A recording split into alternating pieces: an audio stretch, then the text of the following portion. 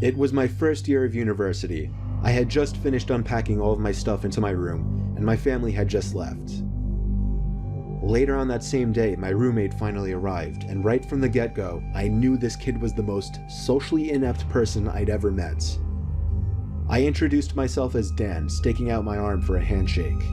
He paused, looked down at my arm as if he didn't understand at first, then laughed and went, "Oh," and gave me an almost dead fish handshake. I had to ask him for his name since he didn't even tell me when we shook hands. He was Dale. I tried to make small talk, but he just answered my questions with yes or no's, occasionally awkwardly laughing or smiling. Within minutes, we were both just sitting on our beds, on our laptops, not talking to each other. I was upset and planned on requesting to be placed with a different roommate. Anyone would be better than Dale. I thought Dale was just a really awkward kid, but I soon learned he was much more than just that. I met some of the other kids on my floor and they seemed cool, so that was good. I came back to my dorm after looking around campus the first night to find Dale still in the same position he was in when I left. I said, "What's up, Dale?" and he didn't answer. Not to my surprise. It was 9:30, I didn't have anything to do, so I turned out the lamp on my side of the room and went to bed. I didn't actually fall asleep anytime soon though. Dale was on his laptop until 3 in the morning. When he finally closed his laptop, I fell asleep pretty quickly, but I woke up within the hour. The blinds to our room had been opened, and the moonlight now creeping into the room made everything visible, including Dale sitting on the side of his bed, looking at me. I sat up, rubbed my eyes, and said, "Dale, what the hell are you doing?" He whispered back, "Sorry," and laid down. The next morning, I woke up to find Dale had already gotten up. I felt like it was the first time he left the room. It was a Saturday, the first Saturday of the year, meaning orientation and all the campus festivities. During the orientation, as my group was walking by the school gardens, I heard a couple of students ahead of me saying, "What is that kid doing in there?" I saw who they were talking about. It was Dale, literally sitting in the dirt behind a patch of bushes, rubbing the bark of a tree with his hand. The orientation leader didn't notice, otherwise I'm sure she would have said something. I just walked by not saying anything, eventually telling the 2 kids I overheard that he was my roommate as a way to start a conversation and maybe make some friends. They apologized for me. None of us really knew if it was appropriate to laugh or not, but we did. I made friends with those 2 kids, and we made plans to get together that night. I also learned when I got back to my dorm that the school found another roommate for me. Things seemed to be turning around quickly for the better. I left the room that night to go meet up with the 2 kids I met, and when I got back, Dale was sitting on the desk chair facing the door. I said, "Oh, hey, what's up?" He said nothing, very matter-of-factly. I sat down on my bed and opened my laptop, and realized I forgot to lock it. I also realized that all of my emails had been opened. Emails I was pretty sure I didn't even read, and a bunch of folders of mine had been opened. Dale must have snooped through my laptop. When I asked him if he did, he responded no very loudly, half a second after I even finished my question. I could read him like a book.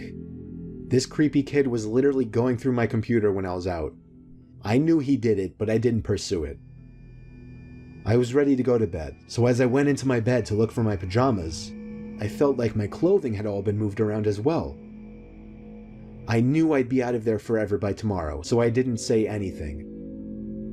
I woke up in the middle of the night to the sound of a zipper. I sat up and saw Dale on the ground, going through my bag. I turned the lamp on, this time confronting him about it. He played dumb, saying, "I think you have my toothbrush by mistake." It was the closest thing to wits that he'd shown up until that point. Still, I knew he was lying, and I knew something was wrong with him, so I couldn't get physical with him. The next day, I met my new roommate in the same building, and everything went well.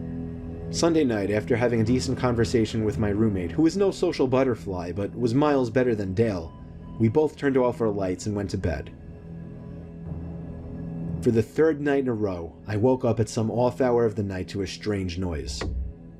It was a weird clicking noise. It wasn't consistent, but I'd hear it at least twice every 30 seconds. I got up, hoping to find something innocent, like a heavy bag putting pressure on a weak floorboard, or even a mouse. But as I scoped out the room, I realized the sound was actually coming from the other side of the door. The nightlight in the common area was always on, so when I looked through the peephole, I was able to see the scalp of the person standing on the other side of our door. They were looking down, so I couldn't see their face, but now that I was paying attention, I realized the tiny clicking noises were actually coming from the doorknob. I was sure the person was trying to unlock the door. I dialed the number for the campus police department, and they showed up in under 5 minutes to the common room, and only then did I feel it was safe to open the door. I found the officers to have Dale in cuffs. I had a feeling it was him. I told them everything, that he was my former roommate who was going through my stuff, so I switched dorms, only to find him trying to break into my new dorm. They took him away. I don't know what happened to him after that, but I never saw him again. He either got suspended for the semester or expelled. I got through the rest of my years at university like anybody else. However, the nightmarish experience I had with Dale still pops up in my head every now and then.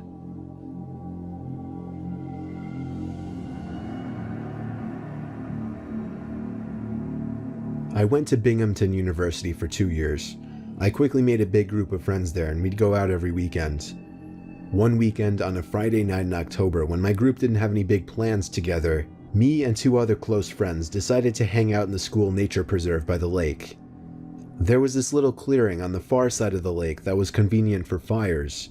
Since it was so far from view of the school or campus security, kids would sometimes, but not often, come here to smoke pot, drink, and do basically all the other drugs. It was a relatively unknown spot on campus by most, and we liked that about it. Tonight we just brought a bunch of beers, lit a fire, and hung out, having what we referred to at the time as a bro chat.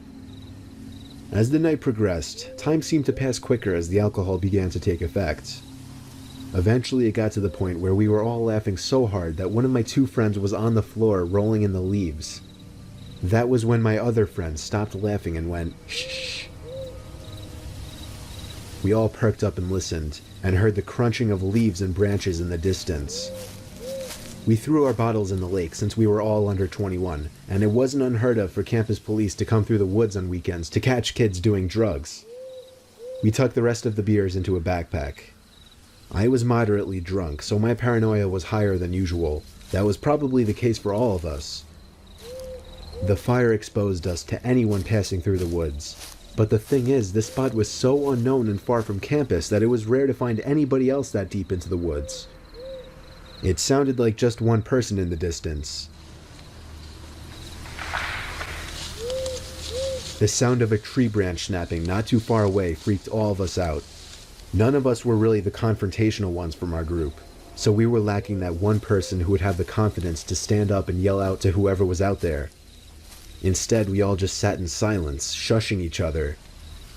We heard what seemed to be somebody or something circling us, or at least walking around in a C shape around our little campsite. It literally started to feel like we were in the movie The Blair Witch Project, because these sounds in the near distance, like cracking tree branches and leaves crunching on the ground, kept echoing over to our campsite. We laughed about it at first, but I personally soon became terrified of who or what it could be. Out of the blue, a huge thud made all 3 of us jump. At first I didn't understand, even though I saw what caused the sound. It took me a few seconds to digest the fact that a branch had been thrown into the center of our little fire site. One of my 2 friends took off running, while my other friend and I sat behind, looking at each other, half laughing, half concerned. I feel like we didn't know yet if this was some kind of joke or not. Then, my friend let out a scream of pain as he was struck in the face by another tree branch. I grabbed the backpack, helped my friend up off the floor, and we hauled ass back in the direction of our dorm. When we made it to the road separating the nature preserve from our dorm, we stopped to catch our breath. But whoever was out there proved to be following us when we heard footsteps coming closer to the road. We continued to run back to the dorm, and when we got back to our floor, we found our other friend in his room already. We looked out of his room window down to the woods. There was someone pacing back and forth by the woods, and every time a car passed, they would walk back into the woods. Eventually, whoever it was went back into the woods for good, to never be seen again by us. We continued our drinking session in the dorm room, and within 10 minutes we were all laughing about it. It wasn't until the next morning that we all realized how terrifying that experience actually was. We never really went back into the woods past dark after that.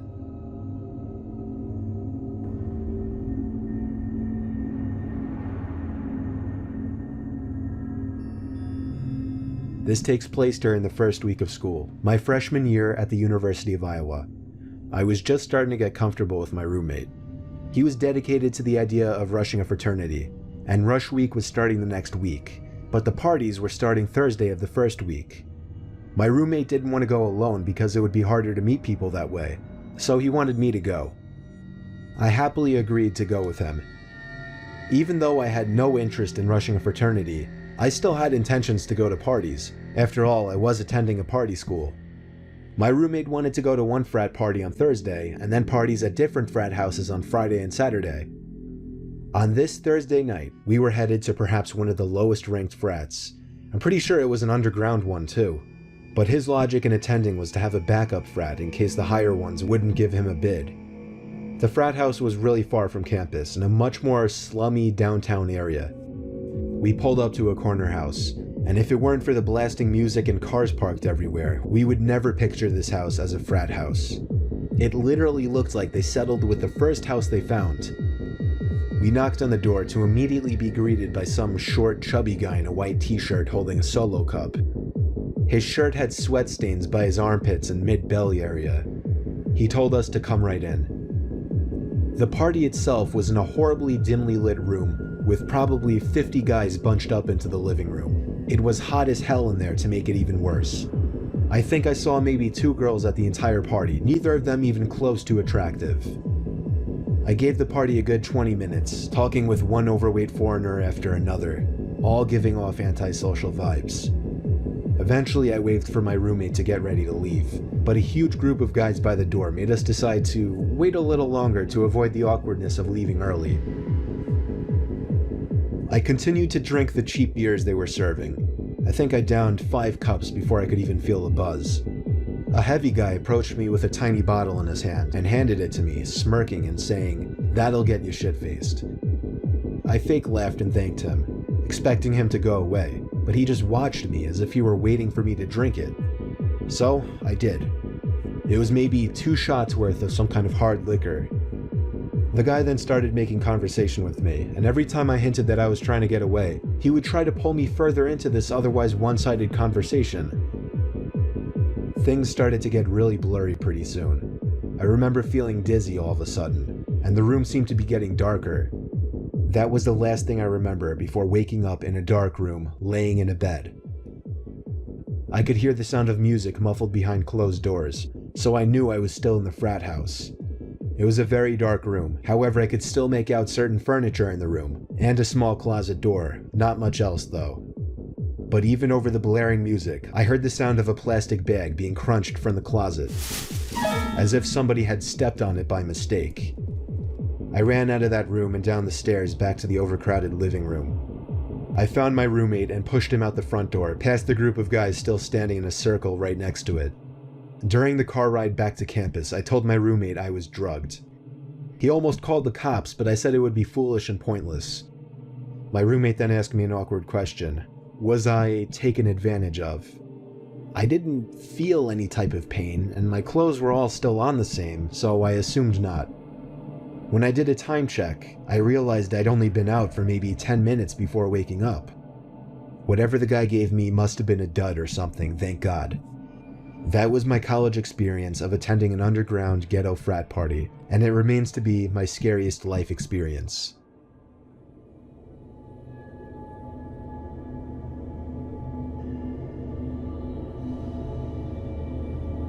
I had a single dorm my first semester of sophomore year. It was in the corner of the floor, kind of secluded from the rest of the dorm rooms, since it was in its own little section. You had to turn a corner to even see the door. It was nice because I'd be able to still talk with friends on my floor, invite people over to my room, and still have privacy when it was time to do homework or go to sleep. A few weeks into the semester, while studying for a bio exam, the silence was interrupted by a noise. It took me a bit to realize it was a light tapping on the door. It was so light that I almost didn't even hear it. I yelled, "Come in," but the door didn't open, so I got up to open it. Nobody was there.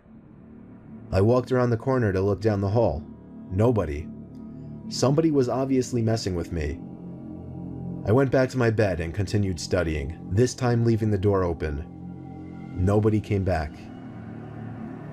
The next night, a few minutes after shutting the lamp in my bedroom to go to bed, the tapping on the door returned, only this time it was much louder, more of a knocking sound. I called out, "Who is it?" and again the knocking stopped and nobody answered. I got out of my bed quickly and opened the door to see my small private corridor was void of any people. Again, I ran the 10 feet from my door to the corner to look down the main hallway of the floor. Nobody. The next morning, I asked some of the other kids in the dorm if they had been messing with me. Everyone said no. The next night, I woke up after having been asleep for 3 hours. Someone was knocking on my door again, this time louder than ever. I had trouble deciding whether to open the door or not this time. With a bout of courage, I hopped up and opened the door. Nobody was there as I was expecting, but this time I full-on sprinted down the tiny corridor isolating my room, and when I turned the corner, I saw the back of somebody disappearing behind the far corner on the opposite side of the hallway. I ran as fast as I could down the hallway, and as I turned to the next hallway where I saw the person a few seconds earlier, I saw a door at the end of the hallway shutting. It wasn't a dorm room, it was a bathroom. I felt like I was ready to confront whoever this joker was, so I pushed open the bathroom door with force. The light was off. I turned it on expecting to see somebody hiding in there, but I didn't see anyone. My first instinct was to check the 2 bathroom stalls, which were both shut. I got on my hands and knees and looked under the 2 stalls. 2 heavy black boots could be seen from underneath one of the stall doors. I took a deep breath and pushed the stall open. I was confused. There were the boots sitting on the floor, but no person to wear them. And then I heard a creepy giggling noise. Not a feminine or childlike one. It was a kind of laughing that I could only imagine to be that of a really old crazy man. For some reason my confidence was gone and I was scared shitless. Therefore, I ran back to my room and shut the door. I hopped back in my bed and started texting every friend I had. Of course, everybody was asleep though. The knocking happened one more time that night. I ignored it. It went on for about 30 seconds before whoever that person was finally gave up. I spoke to everybody on my floor the next day.